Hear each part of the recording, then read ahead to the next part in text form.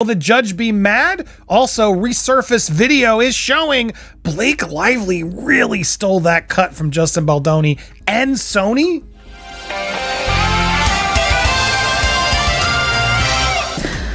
Be an actor. Like I want to have more authors. It's no surprise that rumors have been swirling about Blake allegedly taking it ends with us from Baldoni. Now, there's solid evidence backing with how the case was handled today, how it was managed, and we're going to move as quickly as we possibly can and prove our innocence in a world where sometimes people judge you before they give you a chance. And we're going to change that. Blake is determined to keep things under wraps, which is why she and her team pushed for a gag order against Baldoni's lawyer, a vocal source of new details. However, the judge rejected the request, instead instructing both parties to remain silent to prevent jury bias. Justin Baldoni sues the New York Times for $250 million over the outlet. It's ironic that the very person who fueled the social media frenzy is now trying to suppress information. This is the same Blake who rushed to the New York Times with an elaborate story the moment her Saab narrative started falling apart. The publication reached out to Baldoni just 12 hours before going live, leaving him barely any time to respond. By the next day, the article was published, and Baldoni was already being cast as the villain. In a legal complaint Lively filed on Friday, private text messages and other documents that we've obtained reveal what really happened. A campaign to tarnish Lively after she alleged that Justin Baldoni, her co-star and director, and Jamie Heath, the producer, had engaged in misconduct while shooting the film. According to the article, Baldoni allegedly sent a message thread to his PR representative, Nathan, outlining a strategy to destroy Blake. The thread included a viral social media post accusing another celebrity of bullying, with Baldoni reportedly commenting, "This is what we need." Nathan allegedly reassured him, responding, "We can bury anyone."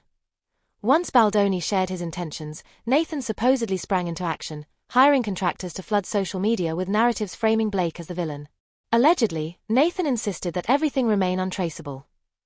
Meanwhile, Blake was likely sipping gin from her husband's brand, dressed in a floral gown, while Baldoni's world crumbled. He was dropped by the talent agency WME, which had represented both of them, lost his Vital Voices award, was abandoned by his podcast co-host, and became a public pariah. According to his lawyer, Baldoni and his Wayfarer Studios colleagues, also named in Blake's lawsuit, were ostracized from polite society and faced damages amounting to hundreds of millions of dollars after her complaint went public. The letter claimed Baldoni suffered catastrophic fallout, becoming an object of public scorn and contempt. Once Blake's team saw that Baldoni and his associates had successfully shifted the narrative in their favor, they allegedly sprang into action. Shortly after, a Sony HR complaint mysteriously leaked. And there are these HR complaints that are circulating around social media, alleged complaints, that say there are two other women on the cast who also had situations with Justin that were no good. One saying, "Oh, he grabbed my butt while he was helping me in a scene," and the other one, just not good. But they're heavily redacted. And what I understand is that these were circulated to major news organizations, and they did not go with it. They decided not to run it for fear of defamation, I'm sure, for fear of you and defamation. So they didn't run it. But some of these TikTokers have done it. It's out there. The leaked document was reportedly an HR complaint alleging that multiple actresses, including Blake Lively and Jenny Slate, had reported Baldoni for inappropriate behavior on set. After the complaint surfaced, Lively amended her lawsuit, stating that she was one of several women Baldoni allegedly made uncomfortable during the project. The amended complaint further claims that Baldoni was made aware of the discomfort he caused and expressed remorse, even promising to change. Lively also alleged that Baldoni wrote an apology letter. However, the women involved are not named in the filing, nor are there any screenshots of their alleged messages with Blake. Still, they are reportedly willing to testify and provide relevant documents during the discovery process. Notably, there is no concrete evidence of Baldoni's written apology. Lively and her team stated that they chose to keep the identities of the other women private to protect them from cyberbullying and retaliation, an understandable decision. However, the timing of the HR complaint leak, just before Lively's lawsuit amendment, raises suspicions. It appears the leak may have been intended to influence public perception ahead of the Amendment. Point 1 section of Lively's amended complaint includes a May 2023 message she allegedly sent to Baldoni's friend, Jamie Heath, which reads, "It's like HR nuts today, the both of them. I wasn't expecting that turn. I mean, it's been present, but today I came home and cried." This text is said to refer to Hour's reaction to her complaints about Baldoni's alleged inappropriate conduct. In another message within the complaint, Lively reportedly referred to Baldoni and Heath as creeps, writing, "Keep your hormones to yourselves. This is not mine. I don't want it. I don't want your gaze or words or tongue or videos of your naked wife." Yeah, shocking clowns. The document also states that 2 days after sending that message, Lively voiced her concerns to Sony employee Gianetti. However, Sony and its employees have denied any knowledge of the alleged incidents between Baldoni and the women on set. Given the HR complaint allegedly filed by Jenny Slate, it would be difficult to cover up these events if they truly occurred. So let's just summary. Complaint says she was uncomfortable with Justin yesterday while filming. She states Baldoni put his bare hands on her derriere and said he was trying to help with her posture. His bizarre response, "It's fine, I'm totally hot for my wife," only added to the discomfort, hinting at possible ulterior motives. As if the situation wasn't already awkward, Slate allegedly fired back, "You got off all right, but it had nothing to do with your feet," before storming off in anger. Just 18 minutes later, she reportedly sent a text saying, "Justin Baldoni just literally grabbed my ass in front of the cameras. I want to talk to someone at Sony, like, now." In a dismissive tone. Complaint relied to Mr. Bennett that it didn't matter what his relationship with his spouse was like, that he did not have permission to, touch her derriere. Anyone reading this might immediately believe everything Blake has claimed. But that still leaves one major question. Why does Sony continue to deny any HR issues during the film's production? This is especially troubling because it's highly unlikely that Sony would attempt to cover up something this serious, particularly with multiple people involved. Would they really risk being dragged into a legal battle just to protect one man? Some might argue that their silence was to safeguard the movie's success, but that seems far-fetched. A legal scandal could cost them far more than any potential profits. Then, there's the claim in the complaint that Jenny Slate allegedly said Baldoni grabbed her ass in front of the cameras. If that had truly happened, it would have made tabloid headlines immediately, but the biggest red flag? Jenny Slate's own words contradict this entire story. She left such positive emails and feedback to him after filming was done that it just doesn't make sense. After filming wrapped, Jenny Slate had nothing but praise for Baldoni, even publicly thanking him for creating a supportive and positive environment on set. If Baldoni had truly acted inappropriately, why would she give him such glowing feedback? Everything seems to suggest that Blake's web of lies is unraveling fast. If she ever thought she could get away with it, figures like Megyn Kelly and Candace Owens have made it their mission to debunk her claims and expose the truth. Remember the allegations from production? Lively claimed that Baldoni improvised physical intimacy that had not been rehearsed, choreographed, or discussed with her. She even accused him of trying to turn the movie into something far more explicit, adding scenes that weren't in the original script. According to her, he went as far as pushing to film intimate moments without an intimacy coordinator present.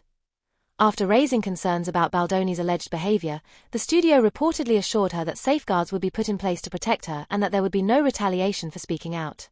But then, she alleged a smear campaign against her. Well, this is Britney's Versace dress, 2002, the butterfly dress. Once the press tour for the film began, Baldoni reportedly changed the entire approach. Lively claimed that while the original plan was to highlight female triumph, Baldoni instead shifted the focus to female trauma in an attempt to gain public sympathy. As a result, other cast members and author Colleen Hoover began doing promotional events without him. According to Lively, Baldoni and his team soon realized they had miscalculated and needed to get ahead of the growing fan speculation about his absence from the film's promotion. That's when he allegedly hired Melissa Nathan of the agency group PR to launch a retaliation campaign against Lively, carefully mapping out strategies in case she spoke out against him. Publicist Jed Wallace was also reportedly brought in to craft a social media strategy aimed at strengthening Baldoni's public image and support for his work on the film. Wallace allegedly considered the effort a success, claiming that the online narrative was working in Baldoni's favor, with fans continuing to defend him. According to reports, 2 potentially damaging articles never gained traction, which he saw as a major win. Publicist Jennifer Abel reportedly texted Nathan, saying, "The narrative online is so freaking good, and fans are still sticking up for Justin. There literally has been no pickup of those 2 articles, which is actually shocking to me, but I see this as a total success, as does Justin." In a statement to The Times, Lively expressed her hope that her legal action would pull back the curtain on these sinister retaliatory tactics aimed at harming people who speak up about misconduct and help protect others who may be targeted. Lively also claimed the alleged smear campaign had directly impacted her new haircare line, causing sales to initially drop by 56%, then plummet to 78% after the backlash. Many believe this sharp decline was what truly rattled her, leading her to change the narrative. American commentator Candace Owens wasted no time calling out Blake's alleged deception on her podcast, branding her the meanest person she ever worked with and questioning why such damaging claims were allowed to spread without consequences.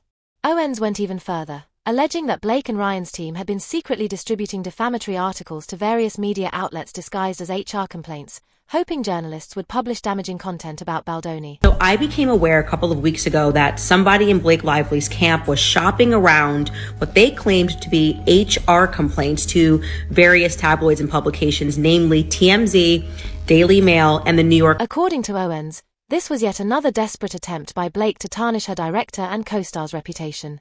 The commentator also shared documents allegedly showing that Blake's legal team had sent articles to TikTok creators and independent journalists, all designed to paint Baldoni in a negative light. However, every media outlet reportedly declined to publish them, an indication of growing frustration and desperation from Blake's camp. A past statement from Blake herself seems to add weight to these claims. In a 2009 interview with UK Glamour, she admitted that she was initially against casting Penn Badgley as her on-screen love interest, Dan Humphrey, in Gossip Girl. "At first, I was so upset that they hired him, I actually poisoned the whole cast against him," she confessed. After spending time with him, she realized he wasn't the person she had assumed, describing him as a nice, charming person. "Almost immediately, I realized that too, but it took me about a week to admit it," she added. If that wasn't enough evidence, Megyn Kelly also weighed in, claiming that Blake did something similar with Baldoni.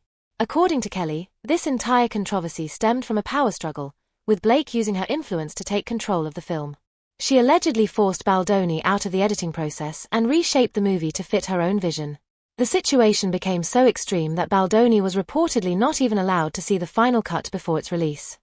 How ridiculous is it that the man who directed and produced the film was shut out entirely, while someone else reworked his project to fit their own narrative? Kelly remarked. And the power moves didn't stop there. Blake's influence reportedly extended beyond herself, with her and her husband, Ryan Reynolds, manipulating Hollywood's elite to rally industry support. Their appearance at SNL's 50th anniversary was meant to help repair their image, but as Kelly pointed out, it's hard for a wolf to hide its fangs. Ultimately, Ryan Reynolds may have undone all their efforts in a matter of seconds, quickly undermining the redemption attempt. Ryan Reynolds, how's it going? Great. Why? What have you heard? During an interview, Ryan Reynolds was asked a simple question: "Ryan, how's it going?" A typical response would have been something neutral, like "fine, thank you," without any mention of their ongoing legal battle. But instead, Ryan turned it into a joke. His response, "Great, what did you hear?" left people visibly shocked. The audience laughed, not because it was actually funny, but because it was a failed attempt to deflect from the chaos unfolding around them. If Ryan hadn't derailed their efforts, Blake's interview at the 2022 Forbes Power Women's Summit could have exposed the truth. In the discussion, Blake openly admitted that simply taking direction as an actress never fulfilled her. She explained that she needed to have a say in every aspect of a project, from costume design to writing, suggesting she couldn't just be an actor, she had to be in control. She made matters worse by revealing that, during casting discussions, she would act meek and unassuming, pretending she was only there to perform, when, in reality, she always intended to have creative control. Blake acknowledged that many producers and directors resented her for this approach, calling it a bait and switch. Yet, she made it clear that she didn't care how others felt about it. "It's just as important to say, okay, I believe in this, and that's why I'm standing up for it," she stated. "And that's why I'm being difficult." She also spoke about the importance of self-reflection, adding, "It's always important to check yourself, to stand up for what you believe in, and to surround yourself with people who feel like they have a voice because collaboration is so important." But in Baldoni's case, it seemed like she didn't check herself at all. Instead, she went full throttle, seizing control of his project and, in the process, severely impacting his mental health. I had a intense year. This morning I sent a text message. I had anxiety. Why is that? I haven't talked about this yet, but... Justin Baldoni is an actor, filmmaker, and a New York Times bestselling author. He co-founded Wayfarer Studios. Justin Baldoni opened up about the difficulties of filming and directing It Ends With Us alongside Blake Lively during a November 2024 episode of the Gents Talk podcast, which aired on February the 10th, 2025. In the episode, Baldoni candidly discussed his struggles with mental health, admitting that exhaustion and emotional stress had taken a toll on him. This morning, I sent a text message to my best friend, Jamie, and the president of my company, Tara, and told them that I wasn't in the best place. He revealed he also shared that anxiety had been a constant battle, often waking up at 4:30 a.m. with his heart racing. Baldoni admitted he hadn't given himself time to heal after an especially difficult year, acknowledging the emotional weight of the experience. Really are. So who's Justin at your core?